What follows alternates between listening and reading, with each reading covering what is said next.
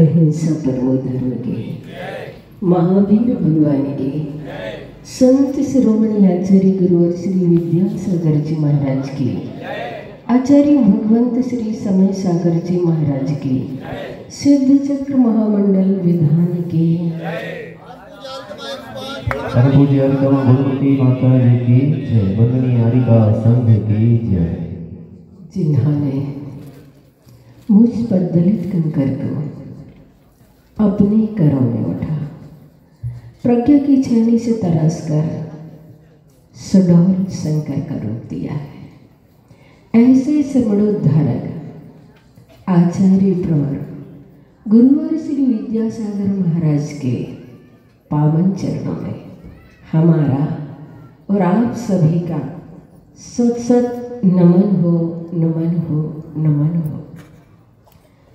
जिन्होंने कहा है कि हो के मायूस यूं न सांझ से ढलते रहिए, जिंदगी भोर है सूरज से निकलते रहिए, एक ही ठाव में ठहरोगे तो थक जाओगे, धीरे धीरे ही सही पर राह पर चलते रहिए, धीरे धीरे ही सही पर राह पर चलते रहिए। चातुर्मास का समापन और नंदीश्वर अष्टानिक महापर्व का उत्सव, जगह जगह श्रावकगण इसी तरह से परमात्मा की भक्ति करके अपने पुण्य को गाढ़ा करते हैं, क्योंकि जीवन का उद्देश्य जीवन से मृत्यु का मूल्य वसूल करना है। हमें मृत्यु को नहीं, जीवन को सुधारना है। जिनका जीवन सुधर जाता है उनकी मौत भी सुधर जाती है। जिनका जीवन मंगल होता है उनकी मृत्यु भी मंगल होती है। मृत्यु अशुभ नहीं है। यदि जीवन शुभ रहा है तो मृत्यु अशुभ हो कैसे सकती है? मृत्यु तो महोत्सव है, बशर्ते जीवन में उत्सव रहा हो।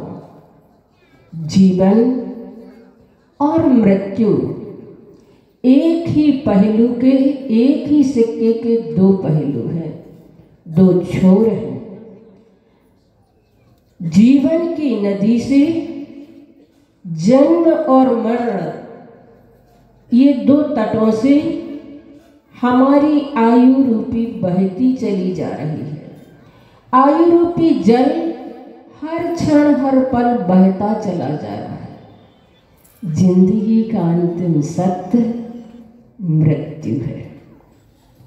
उस मृत्यु से हमें डरना नहीं है, हमें लड़ना है। सिद्ध चक्र महामंडल विधान जो हम यहाँ पर कर रहे हैं, अनंतानंत आत्माएं सिद्ध हुई हैं जिन्होंने अपनी जिंदगी में पंडित पंडित मरण को प्राप्त करके सिद्धत्व को प्राप्त किया है, और जिन्होंने हमें बताया है कि सांझ होने से पहले एक छोटा सा दीप जला के रखना, क्योंकि सांझ तो होगी ही होगी, होती ही होती है। अंधेरा तो घिरेगा ही घिरेगा, लेकिन अगर एक छोटा सा दिया तुम्हारे हाथ में होगा तो अंधेरी रात में भी बीहड़ घाटियों को सुगमता से पार किया जा सकता है। सांझ से मेरा मतलब मौत से है, और दिए से मेरा मतलब धर्म ध्यान से है। जिनके जीवन में धर्म ध्यान है उनकी मृत्यु धर्म ध्यान पूर्वक होती है। इसलिए चिता जले उससे पहले अपने आप को जागृत कर लेना। चिता जलने से पहले जो अपने आप को जगा लेते हैं वे चिरंतनशील हो जाते हैं। फिर उनकी चिता कभी नहीं जलती है। कभी आप सांझ के समय अपनी छत पर खड़े होकर के ढलते हुए सूर्य को देखना और सोचना, विचार करना कि जिस प्रकार ये सूरज ढल रहा है उसी प्रकार मेरी जिंदगी भी कभी ढल जाएगी। जिस प्रकार सूर्य अस्त हो रहा है और अस्त होते सूर्य को आप लोगों ने देखा होगा कितना तेज भागता है, और भागते हुए सूर्य को कोई रोक भी नहीं सकता। हमारी जिंदगी भी अस्ताचल की ओर भाग रही है और उस भागती हुई जिंदगी को कोई बचा भी नहीं सकता। सूर्य अस्त होता है तो तय होता है कि सुबह होगी, दोपहर होगी, सांझ भी होगी, लेकिन जिंदगी के साथ तो कुछ भी तय नहीं है। जरूरी नहीं है कि सांझ हो ही हो, जरूरी नहीं है दोपहर हो ही हो। कभी कभी तो सूरज निकल भी नहीं पाता है और अस्त हो जाता है।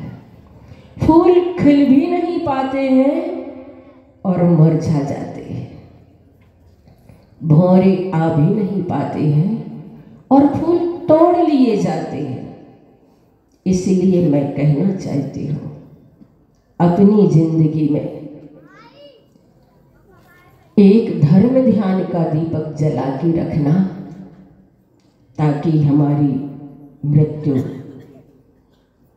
शुभ हो, मंगलमय हो।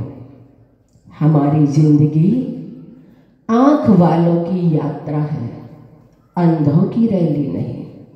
इसलिए हमें आंख खोल करके जागना है, आंख खोल करके जीना है, धर्म ध्यान पूर्वक अपना जीवन व्यतीत करना है। कभी आप अंधेरे में जलती हुई मोमबत्ती को देखना। मोमबत्ती जल जल करके पिघल रही है और पिघल पिघल करके प्रकाश दे रही है। जो मोमबत्ती जल जल करके पिघल पिघल करके प्रकाश दे रही है, जो प्रकाश दे रही है जल जल करके, वह सार्थक हो रही है, और जो पिघल पिघल करके नीचे गिर रही है और व्यर्थ हो रही है। हमारी जिंदगी मोमबत्ती की तरह है। सोचना, विचारना, हमारी जिंदगी की जितनी श्वासें प्रभु भजन में, धर्म ध्यान में, मोक्ष के संपादन के निमित्त खर्च हो रही हैं, वो श्वासें सार्थक हो रही हैं। और जो श्वासें हमारी पाप में, व्यसन में, संसार के निमित्त, संपादन के निमित्त खर्च हो रही हैं, वो श्वासें सार्थक हो रही हैं। और जो श्वासें हमारी पाप में, व्यसन में, संसार के निमित्त खर्च हो रही हैं, वो श्वासें हमारी व्यर्थ हो रही हैं। ये मान करके चलना और सोचना, विचार करना कि हमने अपनी जिंदगी की कितनी श्वासों को सार्थक किया है। कभी नदी किनारे खड़े होकर के सोचना, विचार करना कि जिस प्रकार नदी का जल बहता चला जा रहा है, ऐसी हमारी जिंदगी भी हर क्षण हर पल बहती चली जा रही है। जिस प्रकार नदी आतुर है समुद्र में विलीन होने के लिए, उसी प्रकार हमारी जिंदगी मृत्यु रूपी बंगाल की खाड़ी में मिलने के लिए आतुर है। हर क्षण हर पल हमारी जीवन नदी का जल बहता चला जा रहा है। इसीलिए बंधु, हमें सोचना है और विचार करना है कि हम अपने जीवन की कितनी श्वासों को सार्थक कर पा रहे हैं। कभी अपने हाथ में बंधी हुई घड़ी को देखना और सोचना कि घड़ी के कांटे कितनी तेजी से चल रहे हैं, कितनी तेजी से भाग रहे हैं। तुम्हारी घड़ी में जो मिनट सेकंड का कांटा है वो कितनी तेजी से भाग रहा है, और भागता हुआ सेकंड का कांटा तुम्हारे बचपन का प्रतीक है। और तुम्हारी घड़ी में जो मिनट का कांटा है वह तुम्हें भागते हुए तो नहीं दिखाई दे रहा है, पर चलता हुआ जरूर दिखाई देता है।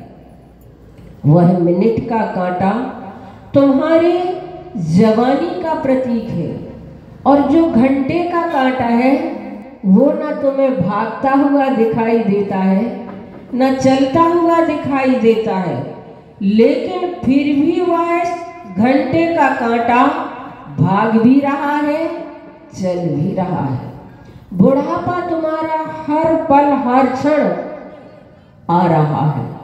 मौत तुम्हें भागती हुई आती नहीं दिखाई देती है, चलती हुई पास आती हुई नहीं दिखाई देती है, लेकिन हर पल हर क्षण मौत आ रही है।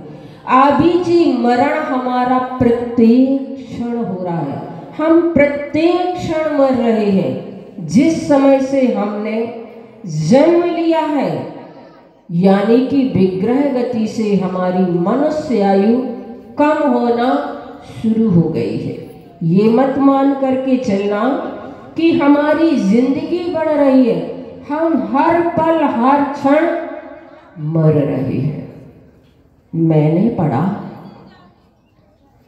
एक फकीर हुए हैं अब्राहम। वो अपने गांव के बाहर चौराहे पर बैठे हुए थे। एक राहगीर वहां से निकला और उसने उस फकीर से पूछा, बस्ती का रास्ता कौन सा है? फकीर ने कहा, बस्ती का रास्ता बस बाएं साइड चले जाओ और करीब 1.5 किलोमीटर पहुंचने पर तुम्हें बस्ती मिल जाएगी।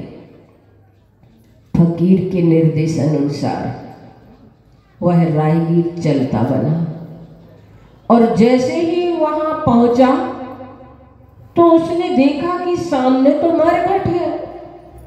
उसे बड़ा गुस्सा आया।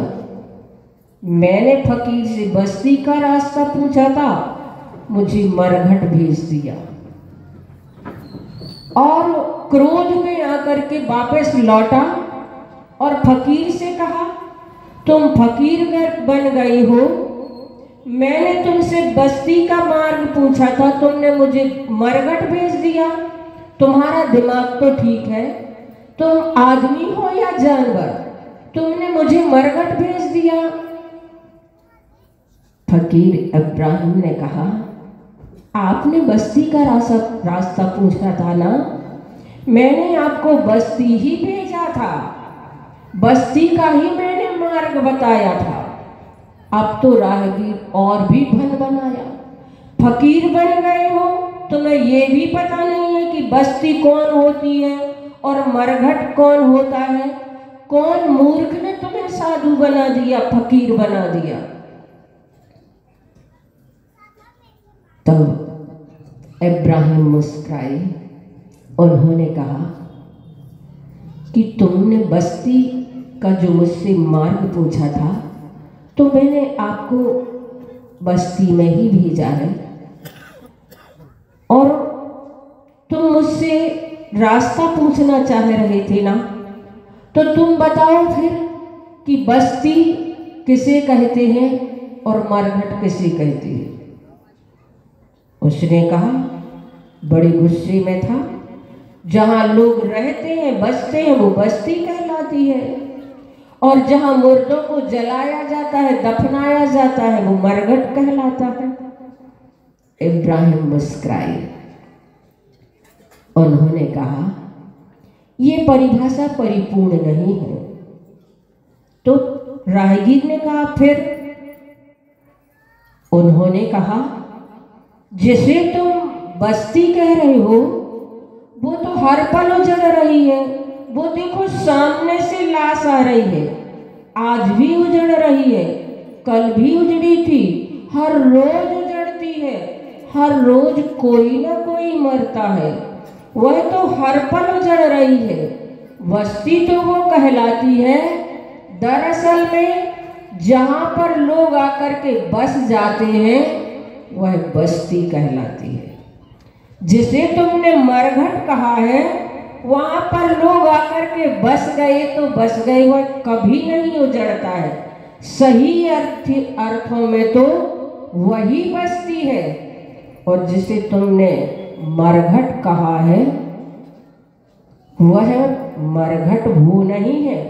मरघट तो जिसे तुम बस्ती कहते हो वो है, क्योंकि जहाँ हमारे प्राण हर क्षण हर पल घट रहे हैं। मरघट शब्द ही अपने आप में कह रहा है मर घट, मर घट। जहाँ हमारे हर पल हर क्षण प्राण घट रहे हैं वो मरघट कहलाता है। और हम बस्ती में रह करके हम हर क्षण हर पल मर रहे हैं। जिस घर में रह करके हम हर पल हर क्षण मर रहे हैं वो सही अर्थों में मरघट है। मुझे नहीं पता उस राहीगीर को ये बात कितनी समझ में आई, तो मैं आप लोगों से जरूर कहना चाहती हूँ, मरघट और महल में मत उलझ जाना, उसमें ही मत अटक जाना। हमारी जिंदगी की मंजिल क्या है, हमें उसे खोजना है। क्योंकि जिसे तुम घर कहते हो वह तो सराय है, धर्मशाला से उसे और कुछ मत अधिक समझ लेना। क्योंकि वहां तो चंद दिनों का पड़ाव होता है और फिर वहां पर सुबह होते ही आगे बढ़ना होता है। इसलिए अपनी असली मंजिल क्या है उसे खोज लेना। ये सिद्ध चक्र मंडल विधान हम सभी के लिए यही शिक्षा और सबक देते हैं।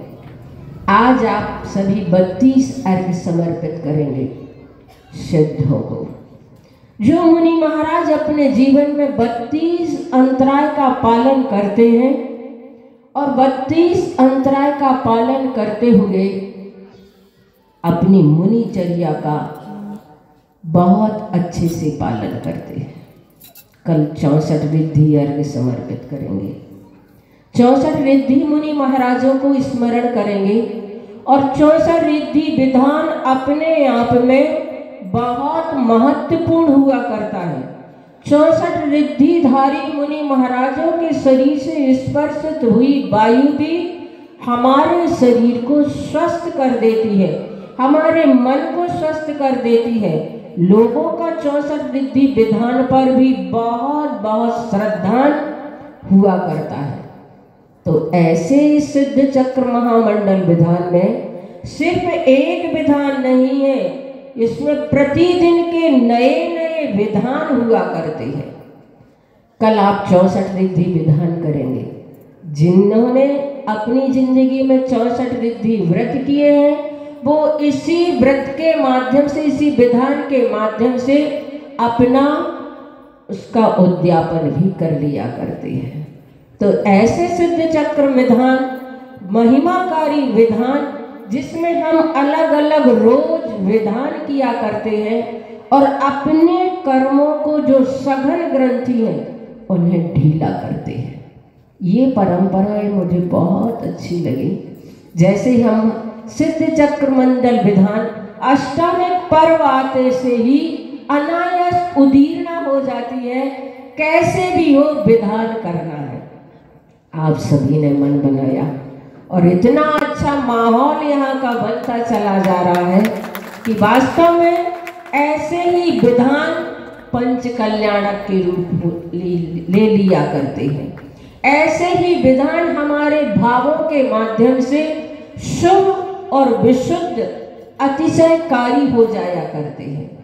और ये विधान जो अब हो रहा है इसमें आचार्य भगवान विद्यासागर महाराज जी का आचार्य पदारोहण दिवस भी जुड़ा हुआ है, उसी से उसकी लिंक जुड़ी है। 16 तारीख तक आपका क्या है, विधान है, और 17 तारीख को आचार्य भगवान को आचार्य पद प्राप्त हुआ था, जिनके 57 वर्ष पूरे हो चुके हैं, आचार्य पद पर प्रतिष्ठित हुए। ऐसे आचार्य भगवान जिन्होंने इस बुंदेलखंड को क्या नहीं दिया। हर व्यक्ति उनके नाम से श्रद्धानुभूत हो जाता है, उनका नाम लेकर के उनकी श्रद्धा आस्था बरबस उमड़ पड़ती है। आचार्य श्री के नाम को लेकर के जैन तो जैन, अजैन भी अपने अनुष्ठान किया करते हैं। मैंने अभी सुना था किसी के मुख से कि अभी जो नौ दुर्गा का प्रोग्राम था, वहाँ पर किसी ने आचार्य भगवान की भी बहुत बड़ी फोटो वहाँ पर लगा के रखी थी। ऐसी ऐसी श्रद्धा और आस्था उन लोगों की भी आचार्य भगवान के प्रति है। उन्होंने आचार्य भगवान की उस छवि को संजो के रखा था।